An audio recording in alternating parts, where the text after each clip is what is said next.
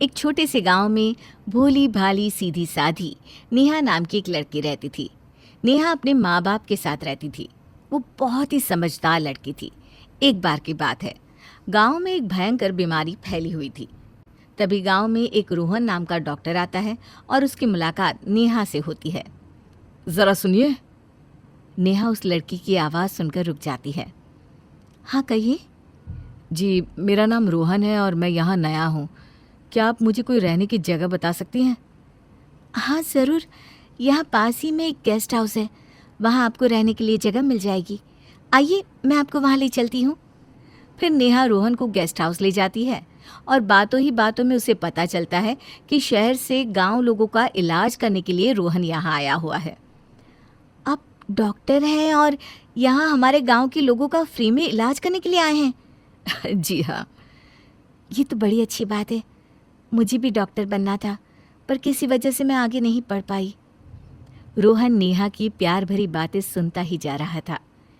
एक ही मुलाकात में रोहन को नेहा इतनी पसंद आ गई कि रोहन उसे अपना दिल दे बैठा। हाय, कितनी सुंदर लड़की है और इसकी बातें तो और भी प्यारी है। तभी नेहा चुटकी बजाती हुए कहती है, कहाँ खो गए जनाब? कुछ नहीं। अब मैं चलती हूँ। जब भी आपको किसी चीज़ की ज़रूरत पड़े तो मुझे बता देना। जैसे ही नेहा जाने लगती है, अरे रुको, अपना नाम तो बताती जाओ। नेहा, नेहा नाम है मेरा। फिर नेहा वहाँ से चली जाती है। अगली सुबह रोहन गांव के लोगों का इलाज करने में लग जाता है और धीरे धीरे गांव के लोग ठीक भी हो रहे थे। जब भी रोहन को किसी चीज़ की ज़रूरत पड़ती तो नेहा उसे ला कर देती। इसी तरह रोहन और नेहा एक दूसरे से मिलने लगे थे। धीरे धीरे न जाने कब रोहन और नेहा को एक दूसरे से प्यार हो जाता है। नेहा भी अब ज़्यादातर रोहन के साथ ही रहती थी। ऐसे ही एक दिन रोहन नेहा से कहता है, नेहा, मैं तुमसे बहुत प्यार करता हूँ। क्या तुम भी मुझसे प्यार करती हो?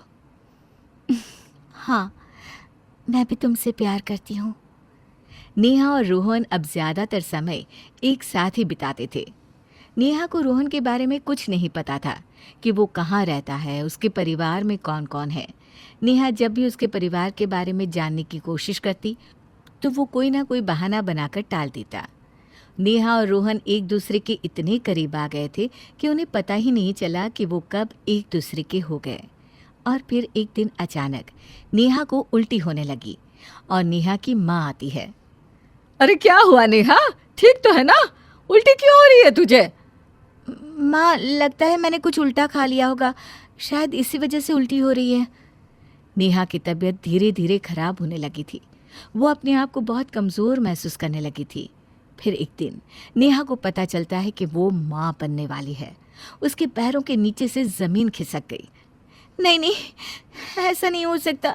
अगर माँ को पता चल गया तो माँ तो जीते जी मर जाएंगी। पिताजी किसी को मुँह दिखाने लायक नहीं रहेंगे। नहीं नहीं, ऐसा नहीं हो सकता। मुझे अभी रोहन से बात करनी होगी। उसे बताना होगा कि मैं माँ बनने वाली हूँ। नेहा सीधा रोहन के गेस्ट हाउस जाती है और ज़ोर ज़ोर से उसका दरवाज़ा खटखटाने लगती है। रोहन, रोहन, दरवाज़ा खोलो। तभी उसकी नज़र दरवाजे पर लगे ताले पर पड़ती है। ताला? रोहन मुझे बताए बिना कहाँ जा सकता है? तभी वहाँ पर गेस्ट हाउस का नौकर आता है। डॉक्टर साहब तो कल रात ही शहर चले गए। काका, क्या आप बता सकते हो कि डॉक्टर साहब कहाँ गए होंगे? ना बिटिया, हमें कछु ना पता। अब तो नेहा का रो रो कर बुरा हाल था। उसे कुछ भी समझ में नहीं आ रहा था कि वो क्या करे। नेहा अपने घर चले जाती है। अचानक से नेहा की तबीयत खराब हो जाती है और उसे फिर से उल्टी होने लगती है। नेहा की माँ नेहा को उल्टी करते हुए देख लेती है। अरे क्या बात है नेहा, सब ठीक तो है ना? आजकल इतनी उल्टियाँ क्यों होने लगी है तुझे? नेहा अपनी माँ से कुछ नहीं कहती, चुपचाप कमरे में चली जाती है और रोने लगती है। हे भगवान, ये मुझसे क्या हो गया? मुझसे इतनी बड़ी गलती कैसे हो गई? माँ को कैसे बताऊं? ऐसे ही धीरे धीरे समय बीतने लगा। तभी एक दिन अचानक नेहा घर में बेहोश हो जाती है। नेहा की माँ नेहा के मुंह पर पानी के छींटे मारती है। नेहा, नेहा उठो बेटा। जैसे ही नेहा को होश आता है, नेहा सच सच बता, कहीं तू गर्भवती तो नहीं है? अपनी माँ की बात सुन वो जोर जोर से रोने लगती है। माँ, मुझसे बहुत बड़ी गलती हो गई, मुझे माफ कर दो माँ। हे भगवान, लड़की तूने क्या किया? तूने हमें कहीं मुंह दिखाने लायक नहीं छोड़ा। अरे जीते जी मार डाला। फिर नेहा की माँ अपने दोनों हाथों से नेहा को मारने लगती है। कल मुझे बता, कहाँ मुंह काला करके आई है? किसका पाप तू अपने पेट में लेकर घूम रही है? अरे कौन करेगा अब तुझसे शादी? पैदा होते ही मर जाती तो कम से कम ये दिन तो ना देखना पड़ता। नेहा का रो रो कर बुरा हाल था। मैं रोहन को कहाँ ढूंढूं? उसके बारे में कुछ नहीं पता कि वो कहाँ रहता है। जैसे ही रात होती है, नेहा के दिमाग में बहुत सारी बातें घूमने लगती है। मेरी वजह से माँ और पिताजी को कितनी बदनामी सहनी पड़ेगी। इससे अच्छा तो यह है कि मैं मर ही जाऊं।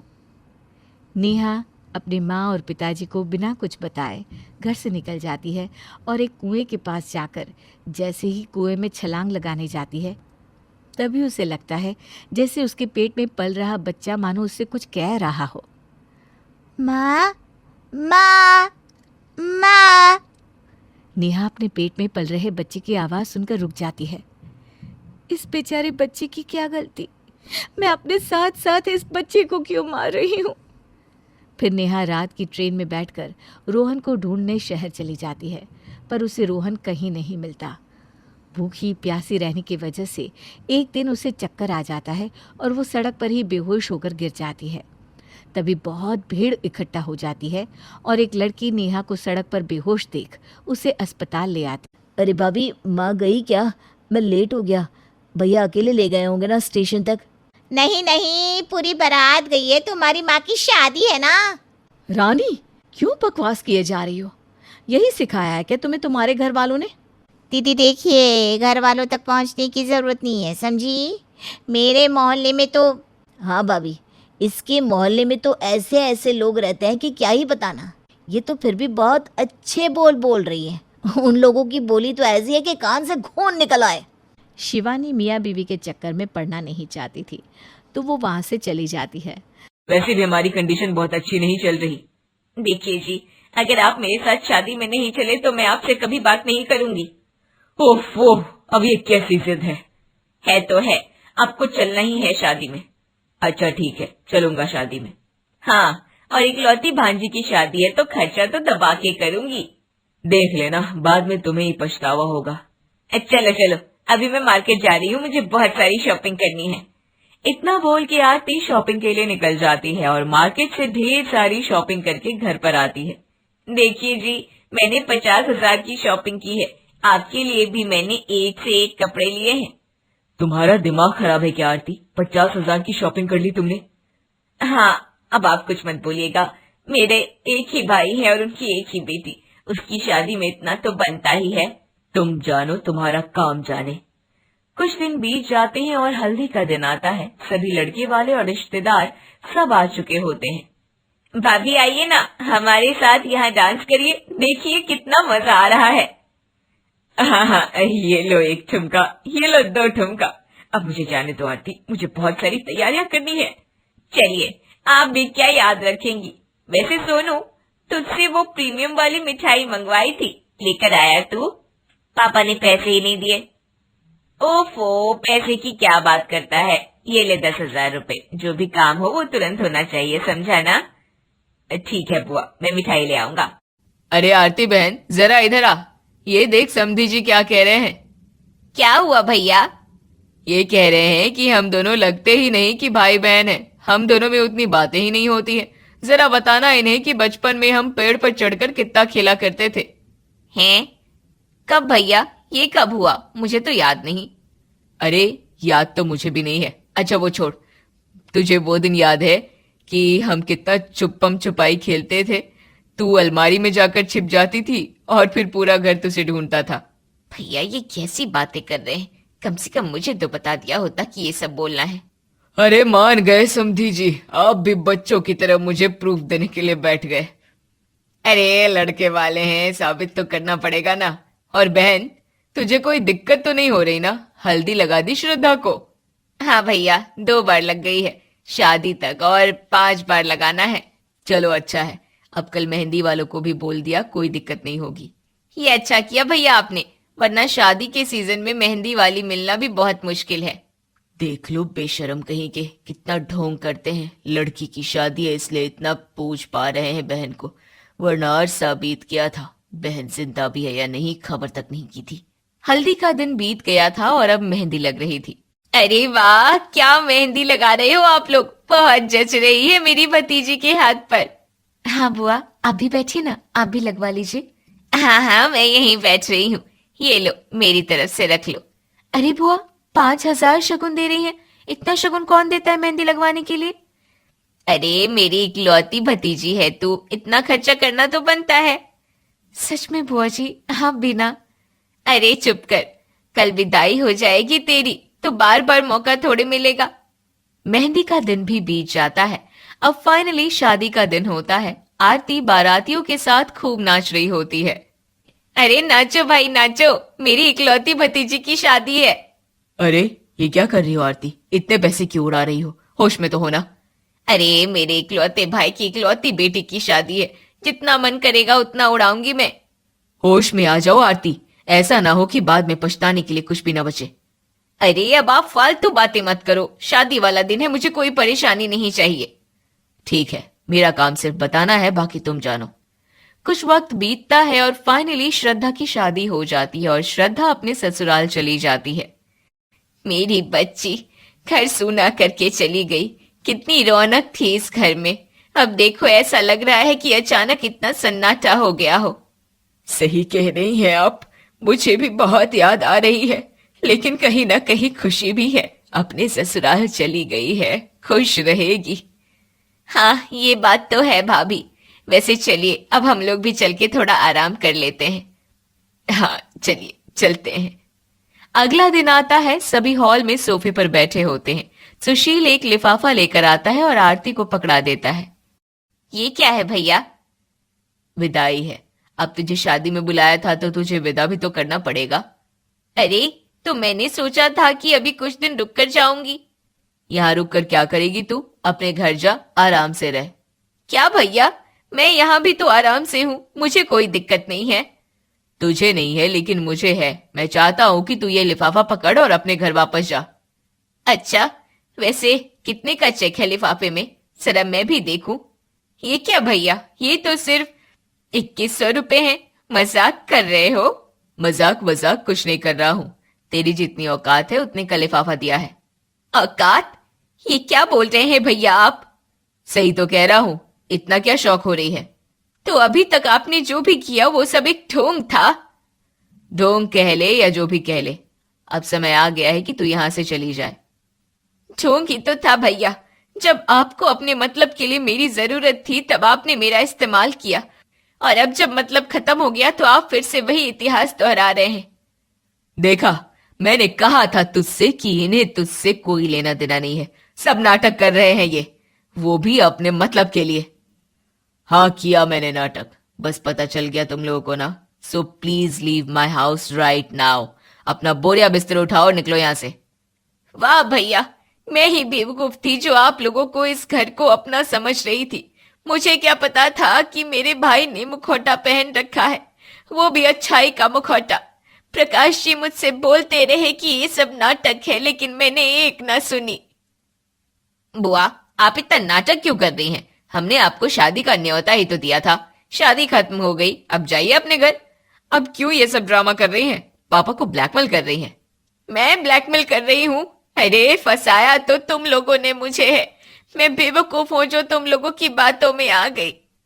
अब जाएगी या सामान घर के बाहर रखवाऊं तभी निकलेगी? जा रही हूँ भैया, लेकिन याद रखिएगा कि एक वक्त आएगा जब आपको पता चलेगा कि आपने जो किया वो सही नहीं था। आरती, क्यों बखेड़ा कर रही हो? तुम्हें लिफाफा मिल गया ना, तो भगवान के लिए अब जाओ यहाँ से, खुद भी जियो और हमें भी जीने दो सुकून से। वैसे भी अभी हमने अपनी बेटी की विदाई की है, हम वैसे ही बहुत दुखी हैं। चलो आरती, अब भी कुछ सुनना बाकी है क्या तुम्हारा? या अब भी आंखों पर पट्टी बंधी हुई है? नहीं जी, अब जो भी पट्टी थी वो खुल गई है। ये लीजिए भैया, आपका लिफाफा भी आपको मुबारक। मुझे नहीं चाहिए खैरात का लिफाफा। जा रही हूं मैं, और अब कभी नहीं आऊंगी। हश, गई तो कम से कम। रमाकांत और संगीता के 2 बेटे थे। बड़े बेटे का नाम था मानव और छोटे बेटे का नाम था गौतम। बड़े बेटे मानव की शादी रुचि के साथ हुई थी। दोनों की शादी को लगभग 3 साल हो चुके थे और आज रमाकांत और संगीता जी के घर में छोटे बेटे गौतम की शादी के बाद उसकी पत्नी निशा के गृह प्रवेश की तैयारी चल रही थी। छोटी बहू, अब इस कलश पर पैर मारो और घर के अंदर आ जाओ। आज से ये घर तुम्हारा है। और अब तुम्हें इस घर की सारी जिम्मेदारियां संभालनी है, समझ गई ना तुम? भाभी, अभी तो वो घर के अंदर आई भी नहीं, जिम्मेदारियां तो बाद में संभालेगी ना। सही तो कह रही है रुचि। इस घर में शादी होकर आई है तुम्हारी पत्नी, तो घर की सारी जिम्मेदारियां तो उसे ही संभालनी पड़ेगी ना। अरे ये सब बातें बाद में करना, चलो पहले नई बहू का स्वागत करो। 2 दिन बाद रुचि और निशा, दोनों यहाँ मेरे पास बैठो और मेरी बात ध्यान से सुनो। देखो, मैं तुम दोनों को तुम्हारा काम समझा देती हूँ। हाँ हाँ मम्मी जी, क्यों नहीं। वैसे मुझे तो सब कुछ पता है। आप निशा को समझा दीजिए ताकि कल को उससे कोई गलती ना हो। जी मम्मी जी, आप जैसा कहेंगी वैसा ही करूंगी। बताइए किस बारे में बात कर रही हैं आप? अरे मम्मी, काम बाद में समझाना। मैंने गौतम और निशा के हनीमून के टिकट बुक करवाए थे इन दोनों को गिफ्ट करने के लिए। पहले इन दोनों को 4-5 दिन घूमकर तो आने दीजिए, उसके बाद तो जिंदगी भर काम ही करना है। थैंक यू भैया, आप हमारा कितना ध्यान रखते हैं। अरे लेकिन बेटा, अभी गौतम और निशा घूमने नहीं जा सकते। लेकिन क्यों मम्मी? भैया ने टिकट भी करवा दी है और हम दोनों का भी हनीमून पर जाने का बहुत मन था। देखो बेटा, अगर तुम्हारी मम्मी मना कर रही है तो होगी कोई वजह, उसकी बात मान लो। लेकिन मम्मी, आखिर बात क्या है? जाने दीजिए ना, दोनों की नई नई शादी हुई है, घूम फिर आएंगे। अरे नहीं बेटा, वो मैंने पंडित जी से बात की थी तो उन्होंने कहा कि कुछ दिनों तक निशा का घर से बाहर घूमने जाना ठीक नहीं, हमारे घर पर संकट आ सकता है, बस इसलिए। कुछ दिनों के बाद अरे संगीता, मेरी आंखों में डालने वाली दवाई खत्म हो गई है। मानव और गौतम भी ऑफिस गए हुए हैं, जरा बहू से कहकर मंगवा तो दो, आंख में बहुत दर्द हो रहा है। निशा, जरा इधर आओगी? तुम्हारे पापा जी की दवाई खत्म हो गई है, मेडिकल स्टोर से लेकर तो आओ जरा। मम्मी जी, मैं डिनर बना रही हूँ, आप प्लीज रुचि भाभी को बोलिए ना, अगर वो फ्री होंगी तो वो लेकर आ जाएंगी। निशा, रुचि इस वक्त अपना फेवरेट सीरियल देख रही है जो वो हमेशा देखती है, मैं उसे डिस्टर्ब नहीं कर सकती। लेकिन मम्मी जी, इस तरह खाना अधूरा छोड़कर मैं कैसे पापा जी की दवाई लेने जाऊं? चाहे जो कुछ हो जाए, खाना आकर बना लेना। अभी जाओ और पापा जी की दवाई लेकर आओ। निशा चुपचाप दवाई लेकर आ जाती है। रात को अपने कमरे में, गौतम, मैंने एक बात नोटिस की है, रुचि भाभी कितना भी फ्री हो, मम्मी जी उनसे कोई काम नहीं करवाती, लेकिन मुझसे सारे काम करवाती हैं। अरे हो सकता है तुम अभी घर में नहीं आई हो ना, मम्मी चाहती होंगी कि तुम घर के काम अच्छे से सीख जाओ। लेकिन गौतम, मैं खाना बना रही थी, बीच में खाना छोड़कर पहले पापा जी के लिए दवाई लेकर आई, वो भी पूरा 2 किलोमीटर पैदल चल के, और उसके बाद आकर पूरा खाना मैंने बनाया। मम्मी जी ने रुचि भाभी से एक चपाती भी सेंकने के लिए नहीं कहा। अरे कोई बात नहीं, कुछ दिनों की बात है, तुम नई आई हो, शायद इसलिए ये सब हो रहा होगा, चिंता मत करो। अगले दिन सुबह के वक्त, रुचि जल्दी करो, मुझे ऑफिस के लिए देर हो रही है, मेरा टिफिन मुझे जल्दी बना कर दो, आज बहुत इंपॉर्टेंट मीटिंग है ऑफिस में। अरे रुचि क्यों बनाएगी तुम्हारा टिफिन? निशा है ना, मैं उससे कह देती हूँ। मम्मी, वो गौतम बता रहा था कि निशा उसके कपड़े आयरन कर रही है। अरे तो क्या हुआ, टिफिन तो उसे ही बनाना पड़ेगा ना। अरे मम्मी, लेकिन रुचि अभी बिल्कुल फ्री है, उसके पास इस वक्त कोई काम नहीं है, वो मेरा टिफिन बना सकती है। देखो बेटा, मुझे मत सिखाओ किसे क्या काम करना है, यह डिपार्टमेंट मेरा है। मैं अभी निशा को बुलाती हूँ। संगीता निशा को आवाज लगाती है। हाँ मम्मी जी, क्या हुआ बताइए। जल्दी से जाकर मानव के लिए टिफिन बनाओ और मेरे लिए चाय बनाओ। तुम्हारे पापा जी के लिए कॉफी बनाना। मम्मी जी, मुझे थोड़ा सा टाइम दे दीजिए, गौतम को अपने ऑफिस की ट्रिप पर जाना है और उनके कपड़े आयरन नहीं है, पहले मैं वो कर देती हूँ। वो सब काम बाद में होता रहेगा, पहले जैसा मैंने बोला है वो करो। लेकिन मम्मी जी देखिए ना, रुचि भाभी वहाँ आराम से बैठकर न्यूज़पेपर पढ़ रही हैं, आप प्लीज़ थोड़ा सा काम उनसे भी करवा लीजिए ना। बहू, मुझे सिखाने की कोशिश ना करो। क्या काम किसे करना है ये सब मुझे मत बताओ, चुपचाप रसोई में जाओ और जो बताया है वो करो। कुछ दिनों के बाद। ये क्या बात हुई गौतम, जब से इस घर में आई हूँ पहले दिन से घर का सारा काम कर रही हूँ। रुचि भाभी तो एक कप चाय तक नहीं बनाती, मैं इस घर की नौकरानी थोड़ी ना हूँ। ये तुम कैसी बात कर रही हो? तुम्हें कोई गलत फहमी हुई है निशा? अरे इसमें गलत फहमी कैसी? मम्मी जी ने हमें हनीमून पर घूमने भी नहीं जाने दिया और मुझसे सारे काम करवाती है। रुचि भाभी को काम करने से साफ मना कर देती है। देखो, तुम अपने दिल में ऐसा कुछ भी मत लाओ, ऐसी कोई बात नहीं है। तुम्हारे कहने से क्या होता है गौतम? इस घर में आए हुए 6 महीने से ज्यादा हो गए हैं मुझे, और हर दिन ऐसा ही लगता है कि एक बहू बैठकर टीवी देखती है और दूसरी घर का सारा काम करती है। ये कोई सही बात है क्या? अच्छा ठीक है, तुम चिंता मत करो, सब कुछ ठीक हो जाएगा। कुछ दिनों के बाद। अरे संगीता, सुनती हो? हमारे जो दोस्त है ना शर्मा जी, उनके पोते की बर्थडे पार्टी है और किसी को तो वहां पर जाना ही पड़ेगा। मम्मी जी अगर आप कहें तो मैं और गौतम पार्टी में चले जाएं। अरे नहीं नहीं, रहने दो तुम। अगर तुम पार्टी में चली गई तो घर का काम कौन करेगा? रुचि वहां पर चली जाएगी, वैसे भी सारा दिन घर में रहकर बोर हो जाती है, थोड़ा पार्टी में जाएगी तो एंजॉय करेगी। लेकिन मम्मी जी, घर में तो मैं भी सारा दिन रहती हूँ और सारे काम भी करती हूँ, अब मुझे क्यों नहीं जाने दे रही? वो घर की बड़ी बहू है और पार्टी में जाने का पहला अधिकार उसे है। और वैसे भी घर पर कोई तो होना चाहिए ना जो डिनर बनाए, तो तुम यहीं रहो। देखो निशा, मम्मी जी ठीक कह रही हैं, तुम यहाँ घर संभालो।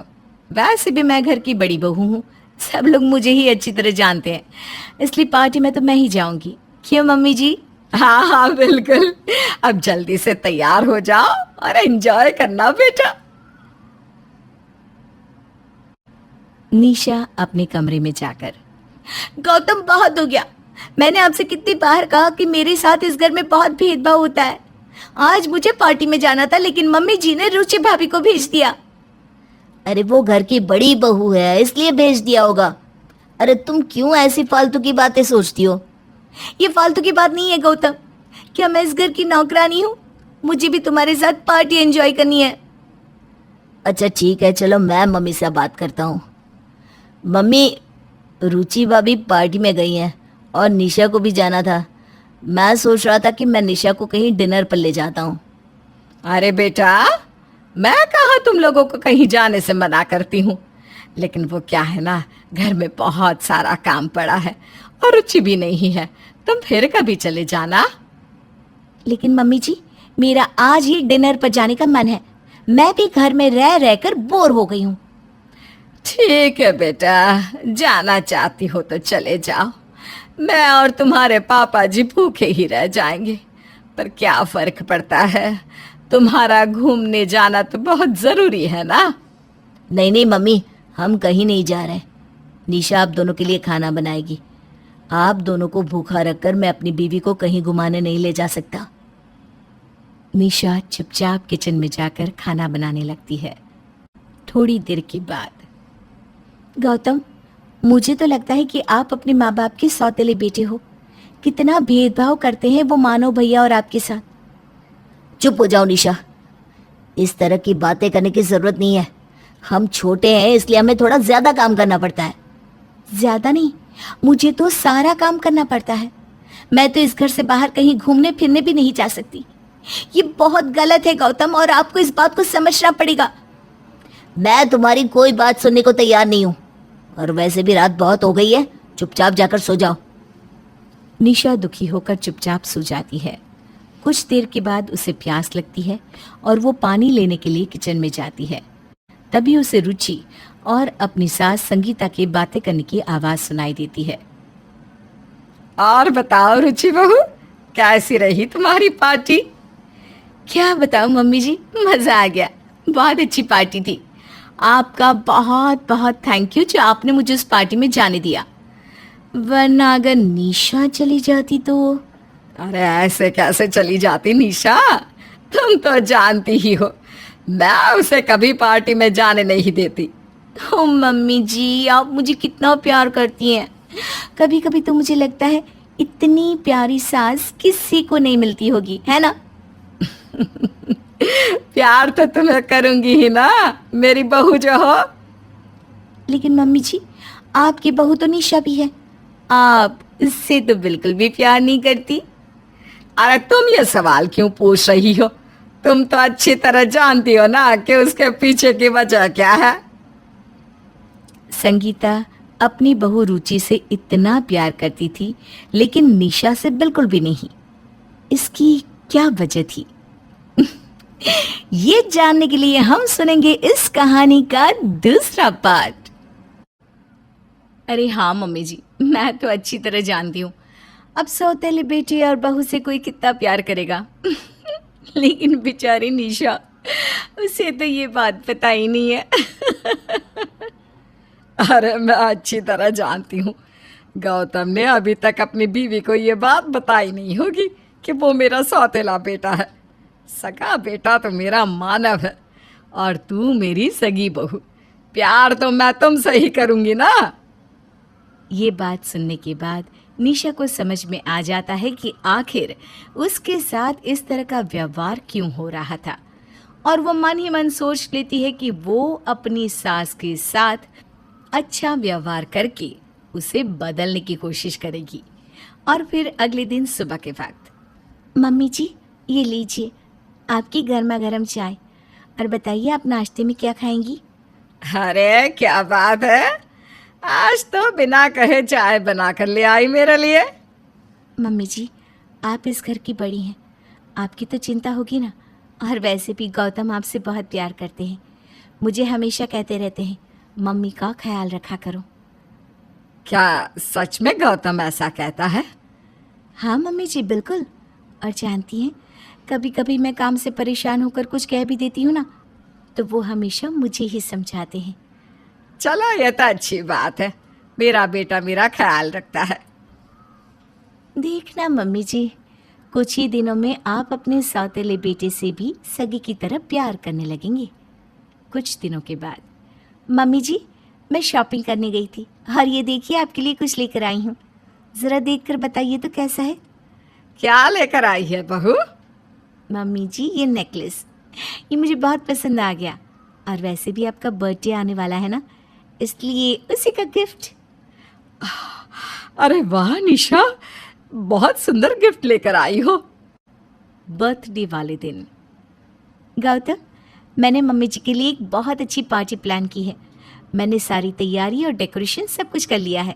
आप जल्दी ऑफिस से घर आ जाना। बिल्कुल। और मम्मी के लिए गिफ्ट तो तुम पहले ही ले आई थी ना? ले भी आई थी, और मैंने मम्मी जी से कह भी दिया है वो पार्टी में वही वाला नेकलेस पहनेंगी जो मैं उनके लिए लेकर आई थी। ये तुमने बहुत अच्छा किया निशा, मम्मी बहुत खुश हो गई होंगी। अरे इतनी सारी तैयारी, इतना अच्छा केक, ये सब कुछ, और वो भी मेरे बर्थडे के लिए। मैंने तो आज से पहले कभी इतना अच्छा बर्थडे मनाया भी नहीं। किसने किया ये सब? तुम्हारी छोटी बहू निशा ने किया है, और कौन करेगा? कब से देख रहा हूँ तैयारियों में लगी हुई है। हाँ मम्मी, निशा सुबह से हॉल को डेकोरेट करने में लगी हुई थी, उसने हम में से किसी की भी हेल्प नहीं ली। मम्मी जी आपको सब कुछ पसंद तो आया ना? अरे हाँ हाँ, बहुत अच्छा है, बहुत बहुत अच्छा। मम्मी जी, आपने वो नेकलेस नहीं पहना जो मैं आपके लिए लेकर आई थी? अरे वो क्या है ना, उसका डिज़ाइन थोड़ा पुराने टाइप का है। ये देखो, रुचि मेरे लिए लेटेस्ट डिज़ाइन की ज्वेलरी लेकर आई थी, तो मैंने वही पहन ली। वो क्या है ना निशा, मम्मी जी को मेरी पसंद ज़्यादा ही अच्छी लगती है। वो हमेशा मेरी पसंद के कपड़े और ज्वेलरी पहनती हैं। लेकिन मम्मी जी, मैं बहुत मन से आपके लिए वो लेकर आई थी। हाँ तो क्या हुआ, रख दिया है मैंने, लॉकर में पड़ा रहेगा। कुछ देर बाद पार्टी खत्म हो जाती है और पार्टी के बाद ओहो, सब कुछ कितना गंदा हो गया है। पूरे हॉल में सारी चीजें इधर उधर हो गई है। अरे तो क्या हुआ, निशा है ना, वो कर लेगी सारी साफ सफाई। रुचि भाभी भी मेरी थोड़ी हेल्प कर देंगी तो आसान हो जाएगा। वो क्या है ना, सुबह से डेकोरेशन में लगी हुई थी, इसलिए बहुत थक गई हूँ। अरे इतनी देर से पार्टी में है रुचि, वो भी तो थक गई होगी ना, कब से डांस कर रही है। ये सफाई का काम वो नहीं करेगी, ये तो तुम्हें ही करना है। किसने कहा था इतनी डेकोरेशन करने के लिए? और वैसे भी निशा, तुम तो ऐसे बात कर रही हो जैसे ये पार्टी प्लान करके तुमने मम्मी जी पर कोई एहसान कर दिया हो।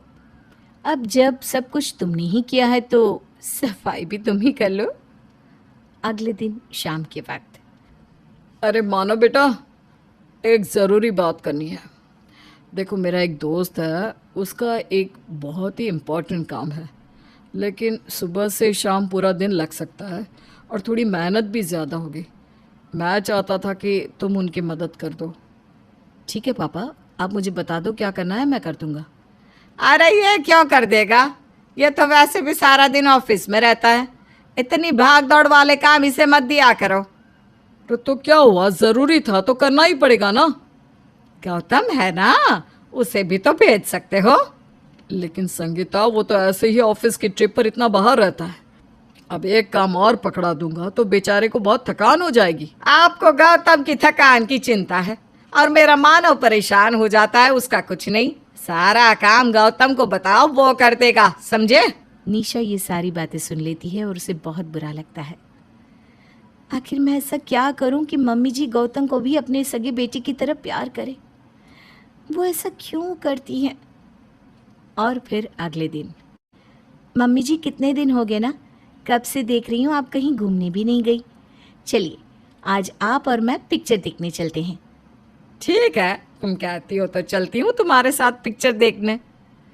शाम को निशा संगीता को अपने साथ फिल्म दिखाने ले जाती है और जैसे ही वो रात को देर से घर लौट कर आते हैं, बहुत जोर से भूख लगी है, 10 बज गए, बहू जल्दी से डिनर बना दो। मम्मी जी हमें आने में देर होने वाली थी, इसलिए मैंने रुचि भाभी से कहा था कि वो खाने की थोड़ी सी तैयारी करके रख दे, शायद उन्होंने कुछ बनाया हो। कैसी बात करती हो, वो घर की बड़ी बहू है, वो क्यों खाना बनाएगी? मम्मी जी आप तो जानती हैं ना, इस वक्त मेरा फेवरेट सीरियल आता है मैं वो देखती हूँ और उस वक्त मैं कोई काम नहीं करती। लेकिन भाभी, मैं मम्मी जी के साथ बाहर गई थी तो कैसे खाना बनाती? अरे तो अब भी कोई देर नहीं हुई, जाओ जाकर रसोई में खाना बनाओ फटाफट। मम्मी जी बहुत देर लग जाएगी सबका खाना बनाने में। एक काम करते हैं, मैं गौतम से कह देती हूँ बाहर से खाना ऑर्डर कर देंगे। अरे वाह निशा, काम से बचने का ये अच्छा तरीका है। और सुनो, मुझे ना आज घर का ही खाना खाना है क्योंकि मैं डाइटिंग कर रही हूँ। सही कह रही है रुचि बहू, अब जल्दी से जाओ निशा, जाकर खाना बनाओ। एक बार खाना बनाओगी तो सारी थकान उतर जाएगी तुम्हारी। निशा के अच्छे बिहेवियर के बाद भी उसकी सास गौतम और निशा को बिल्कुल प्यार नहीं करती और ये बात अब गौतम को भी समझ में आ गई थी। और फिर एक दिन, निशा तुम ठीक कहती हो, मम्मी का बिहेवियर तुम्हारे लिए बिल्कुल भी अच्छा नहीं है। तुम सारा दिन घर में नौकरानी की तरह काम करती हो और रुचि भाभी बस बैठी रहती हैं। गौतम, मैंने बहुत कोशिश की मम्मी जी को बदलने की, लेकिन उनके दिल में शायद मेरे लिए प्यार है ही नहीं। मैंने सोच लिया है, अब तुम्हें और ज़्यादा टॉर्चर बर्दाश्त करने की ज़रूरत नहीं है। मैंने किराए पर एक अलग घर ले लिया है, कुछ ही दिन में हम वहाँ शिफ्ट हो जाएंगे। कुछ दिनों के बाद। मम्मी पापा, मैं सोच रहा था कि रुचि को लेकर अलग फ्लैट में शिफ्ट हो जाऊं। अरे नहीं नहीं बेटा, वहां जाने की क्या जरूरत है, यहाँ हम सबके साथ रहो। अरे जाने दीजिए ना, जरूर इसकी बीवी ने भड़काया होगा। यहाँ पर रहकर तो काम करना पड़ता है ना इसे, वहाँ आराम से जाकर रहेगी। नहीं मम्मी, निशा ने ऐसा कुछ भी नहीं कहा है। देखो बेटा, तुम कहीं भी रहो, हमें कोई फर्क नहीं पड़ता। हमारे पास अपने बेटा बहू है, अब जैसी तुम्हारी मर्जी वैसा करो। जैसे ही गौतम और निशा घर से जाने लगते हैं, वो अपना कुछ सामान पैक करते हैं। ये देखकर संगीता को गुस्सा आता है। ये क्या लेकर जा रहे हो मेरे घर से? मम्मी जी कुछ भी तो नहीं, बस हमारे कपड़े और जो भी सामान मुझे मेरे मायके से मिला है वो। अच्छा बहू, तो अब तुम मुझे ये बता रही हो कि तुम अपने मायके से सामान लेकर आई हो। ये सब तुम यहाँ से नहीं लेकर जा सकती। लेकिन मम्मी, ये सामान तो निशा की और मेरी शादी का है, और नए घर में हमारे पास कुछ भी नहीं है। अब देवर जी, ये बात तो आपको पहले सोचनी चाहिए थी ना। इस घर से जाना है तो चले जाओ, लेकिन खबरदार जो एक सुई भी ले जाने की कोशिश की तुमने। तुम चाहो तो अपने कपड़े ले जा सकते हो, इसके अलावा कुछ भी नहीं। लेकिन मेरे सामान पर मेरा अधिकार बनता है मम्मी जी। जो कुछ भी मेरे मम्मी पापा ने दिया है वो तो मैं लेकर जा ही सकती हूँ। तुम्हारे मम्मी पापा ने ये सारा सामान शादी में दिया है और इसलिए उस पर हमारा हक है, समझी? हाँ, ये बड़ी मुझे बताने वाली। देखा मम्मी जी, इसकी जुबान कितना चलने लगी है। घर से कदम बाहर रखा नहीं और मम्मी जी को सिखा रही है। मम्मी, मैं आपका सौतेला बेटा हूँ, ये बात मैंने कभी किसी से नहीं कही, लेकिन आपने मेरी पत्नी के साथ कभी अच्छा व्यवहार नहीं किया। इतनी प्रॉब्लम है तो जा तो रहा है ना इस घर से बाहर। अब 10 बार सुनाने की क्या जरूरत है? जाओ तुम दोनों, हमें भी तुम्हारी कोई जरूरत नहीं है। निशा और गौतम दुखी होकर घर से चले जाते हैं। तो आगे क्या हुआ, निशा और गौतम की जिंदगी कैसी थी, जानने के लिए सुनिए इस कहानी का अगला पार्ट।